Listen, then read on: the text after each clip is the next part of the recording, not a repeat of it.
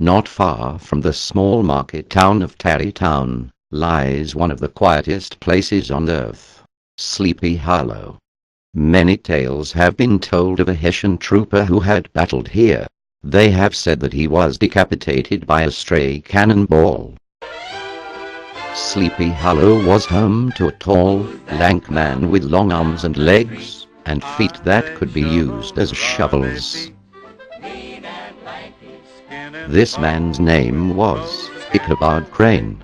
He was the new schoolmaster and local vocal coach. Crane was a man who strongly believed in witchcraft. When he had spare time, he would read history of New England witchcraft. One day, his path was crossed by a woman named Katrina Van Tassel, the only daughter of the rich Dutch farmer Baltus Van Tassel. He had fallen in love with her and her father's farm. He fantasized of the rich and goods he could receive from the farm.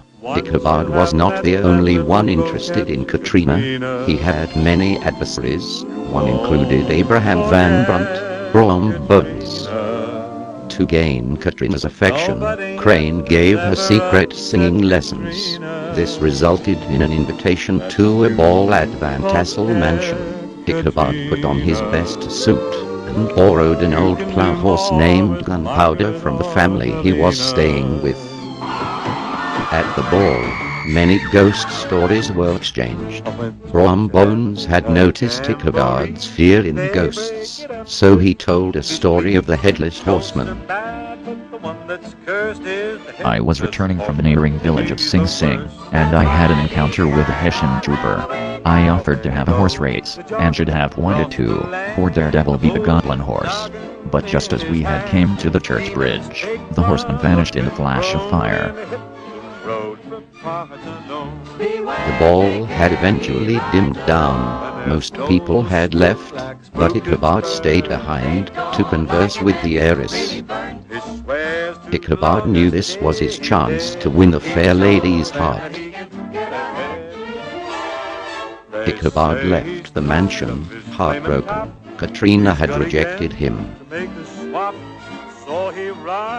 Ichabod got on Gunpowder and set off. It was well past midnight, and Ichabod jumped at every little sound. As he reached the brook, he saw a large, misshapen, black shadow. He screamed, "Who are you?" but there was no answer. Then the towering shadow moved into the middle of the path, and Ichabod could see it was the Headless Horseman. Once Ichabod realized this, he made Gunpowder run as fast as he could, but the horseman followed and swung his sword repeatedly. They were going so fast, Gunpowder's saddle had fallen off. Ichabod was now riding bareback. Far into the chase, Ichabod saw the bridge Brom Bones had said would make the horseman disappear. He made Gunpowder run as fast as he could, then just as they were about to cross the bridge, Gunpowder slipped on some mud.